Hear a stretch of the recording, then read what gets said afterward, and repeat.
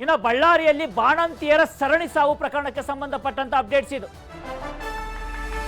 ಬಳ್ಳಾರಿಯಲ್ಲಂತೂ ಬಾಣಂತಿಯರ ಸರಣಿ ಸಾವುಗಳು ನಡೀತಾ ಇದ್ದಾವೆ. ಆ ಪ್ರಕರಣಕ್ಕೆ ಸಂಬಂಧಪಟ್ಟಂತ ಅಪ್ಡೇಟ್ ಇದು. ಕೂಡ್ಲಿಗಿಯ ಸುಮಯ್ಯ ನಿವಾಸದಲ್ಲಿ ಶೋಕ ಮಡುಗಟ್ಟಿದೆ.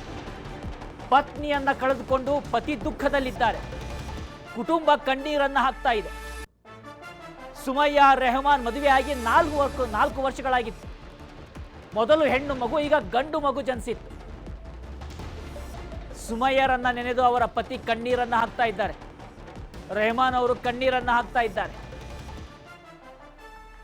ಪತ್ನಿಯನ್ನ ಕಳೆದುಕೊಂಡಿದ್ದಾರೆ. ಬಾಣಂತಿಯ ಸಾವು ದೃಶ್ಯದಲ್ಲಿ ನೋಡ್ತಾ ಇದ್ದೀವಿ. ಸುಮಯ್ಯ ನಿವಾಸದಲ್ಲಿ ಶೋಕ ಮಡುಗಟ್ಟಿದೆ. ಬಾಣಂತಿ ಇದ್ದಂತ ಸುಮಯ್ಯ ಸಾವನ್ನಪ್ಪಿದ್ದಾರೆ.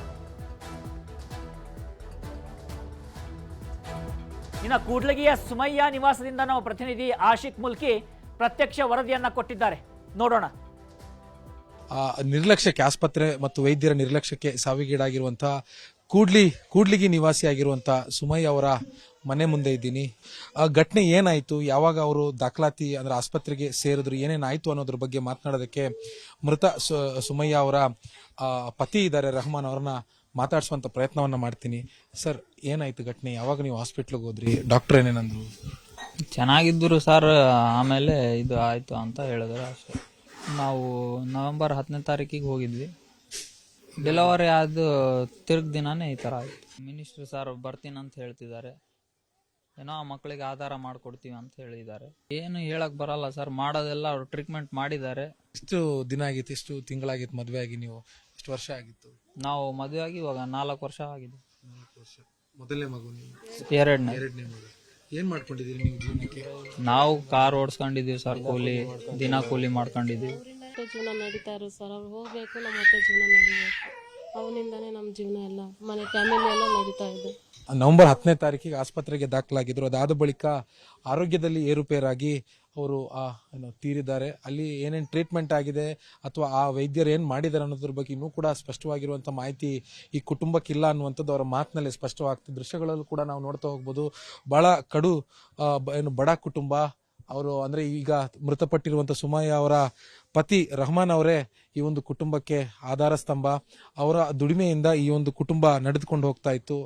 ಈಗಾಗಲೇ ಒಂದು ಮಗು ಇದೆ, ಮದುವೆಯಾಗಿ 4 ವರ್ಷ ಆಗಿದೆ ಅಂತ ಹೇಳಿದ್ದಾರೆ. ಡೆಲಿವರಿ ಆದ್ಮೇಲೆ ಈ ರೀತಿಯಾಗಿರುವಂತಹ ದುರ್ಘಟನೆ ನಡೆದಿರೋದು ಅನ್ನುವಂಥದ್ದು ಕೂಡ ಅವರು ಹೇಳ್ತಾ ಇರುವಂತದ್ದು. ಒಟ್ಟಾರೆ ರಾಜ್ಯದಲ್ಲಿರುವಂತಹ ಆರೋಗ್ಯ ವ್ಯವಸ್ಥೆ ಸಂಪೂರ್ಣವಾಗಿ ಹದಗೆಟ್ಟಿದೆ ಅನ್ನುವಂಥದ್ದಕ್ಕೆ ಈಗ ನಡೀತಾ ಇರುವಂತಹ ಈ ಒಂದು ಸರಣಿ ಬಾಣಂತಿಯರ ಪ್ರಕರಣ ಏನಿದೆ, ಇದು ಸ್ಪಷ್ಟ ಉದಾಹರಣೆ. ಇನ್ನೇನು ಕೆಲವೇ ಹೊತ್ತಿನಲ್ಲಿ ಈ ಮನೆಗೆ ಆರೋಗ್ಯ ಸಚಿವರಾಗಿರುವಂತಹ ದಿನೇಶ್ ಗುಂಡೂರಾವ್ ಅವರು ಭೇಟಿ ಕೊಡ್ತಾರೆ. ಇಲ್ಲಿಂದ ನೇರವಾಗಿ ಬಳ್ಳಾರಿ ಜಿಲ್ಲೆಯ ಜಿಲ್ಲಾಸ್ಪತ್ರೆಗೆ ಹೋಗ್ತಾರೆ. ಅಲ್ಲಿಂದ ಮತ್ತೆ ಒಂದು ಏನು ಇಬ್ರು ಬಾಣಂತಿಯರ ಸಾವನ್ನಪ್ಪಿದ್ದಾರೆ, ಅವರ ಮನೆಗೂ ಕೂಡ ಹೋಗ್ತೀನಿ ಅಂತ ಸ್ಪಷ್ಟಪಡಿಸಿದ್ದಾರೆ. ಕೂಡ್ಲಿಗಿಯಿಂದ ಕ್ಯಾಮರಾ ಪರ್ಸನ್ ಶಿವಪ್ಪ ಜೊತೆ ಆಶಿಕ್ ಮುಲ್ಕಿ, ನ್ಯೂಸ್ 8. ಇನ್ನು ನಾನು ರಾಜಕೀಯದ ಕೊನೆಗಾಲದಲ್ಲಿದ್ದೇನೆ. ಒಪ್ಪಂದ ರಾಜಕೀಯ ಬೆನ್ನಲ್ಲೇ ಶಾಕಿಂಗ್ ಸ್ಟೇಟ್ಮೆಂಟ್ ಅನ್ನು ಕೊಟ್ಟಿದ್ದಾರೆ ಮುಖ್ಯಮಂತ್ರಿ ಸಿದ್ದರಾಮಯ್ಯನವರು. ಚಾಮರಾಜನಗರದಲ್ಲಿ ಸಿಎಂ ಸಿದ್ದರಾಮಯ್ಯ ಕೊಟ್ಟಂತ ಹೇಳಿಕೆ ಇದು. ನಾನು ಈಗ ರಾಜಕೀಯದ ಕೊನೆಗಾಲದಲ್ಲಿದ್ದೇನೆ.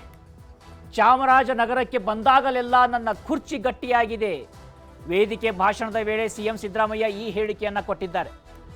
ಚಾಮರಾಜನಗರದ ಸುತ್ತೇಗಾಲದಲ್ಲಿ ಸಿಎಂ ಸಿದ್ದರಾಮಯ್ಯ ಮಾತನಾಡ್ತಿರುವಂತಹ ಸಂದರ್ಭದಲ್ಲಿ ಈ ಹೇಳಿಕೆಯನ್ನ ಕೊಟ್ಟಿದ್ದಾರೆ. ನಾನು ರಾಜಯ್ಯನವರು, ನಿಮ್ಮ ತಂದೆಯವರು, ನೀನು ಇದ್ದೆ. ನಾವು ಚಾಮರಾಜನಗರದಲ್ಲೇ ಉದ್ಘಾಟನೆ ಮಾಡೋಣ. ಅದಾದ್ಮೇಲೆ ಒಂದು 20 ಸಾರಿ ಬಂದಿರಬೇಕು ಚಾಮರಾಜನಗರಕ್ಕೆ. ನಾನು ಮುಖ್ಯಮಂತ್ರಿ ಸ್ಥಾನ ಹೋಗೋದ್ರ ಬದಲು ಇನ್ನೂ ಗಟ್ಟಿಯಾಗಿದೆ. 2ನೇ ಸಾರಿ ಮುಖ್ಯಮಂತ್ರಿ ಆಗಲಿಲ್ಲ. ನಾನು ಯಾಕೆ ಹೇಳ್ತಾ ಇದ್ದೀನಿ ಅಂದ್ರೆ, 2ನೇ ಬಾರಿಗೆ ಮುಖ್ಯಮಂತ್ರಿ ಆದ. ಹೌದಾ? ನೋಡೋಣ, ನೀನು ಹೇಳ್ತಾ ಇದೀಯ.